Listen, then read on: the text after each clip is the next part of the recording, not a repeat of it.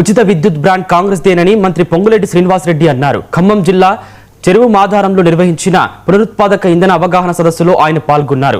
వద్దన్న వరి పంట వేసిన రైతులకు ప్రభుత్వం అండగా ఉంటుందని, ఇప్పటి వరకు సాగు ప్రారంభించని రైతులు ప్రత్యామ్నాయ పంటల వైపు వెళ్లాలని మంత్రి సూచించారు. చెరువు మాధారాన్ని మోడల్ సోలార్ విలేజ్ గా ఎంపిక చేసి 100 కోట్ల రూపాయల అంచనా వ్యయంతో సమగ్ర సోలార్ ప్లాంట్ ఏర్పాటు చేసినట్లు తెలిపారు.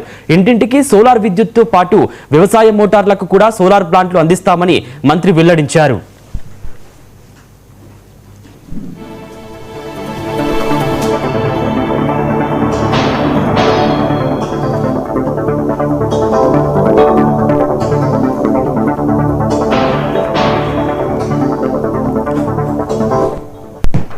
క్షేమం కోసం పేదవాళ్ళకి మంచి చేసే దాంట్లో సన్నబియ్యం ఇచ్చే కార్యక్రమం కానీ,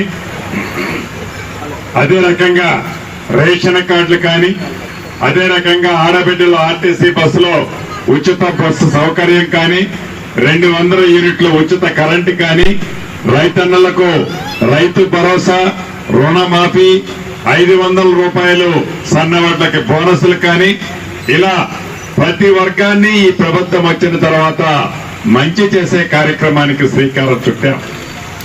అంతేకాదు, నా ఆడబిడ్డలకి డాక్రా మహిళల ఆడబిడ్డల్ని గత ప్రభుత్వం 0 వడ్డీ కానీ పావలా వడ్డీ కానీ 1 రూపాయి కూడా ఇవ్వకపోతే మన ప్రభుత్వం వచ్చిన ఈ 2.5 నెలలలో సుమారు 63,000 కోట్ల రూపాయలు 0 వడ్డీకి రుణాలు ఇప్పించిన ప్రభుత్వం మీరు ఎన్నుకున్న ప్రభుత్వం కాదు. పేదవాళ్ళ సంక్షేమం కోసం పేదవాళ్ళకి మంచి చేసే దాంట్లో సన్నబియ్యం ఇచ్చే కార్యక్రమం కానీ, అదే రకంగా రేషన్ కార్డులు కానీ,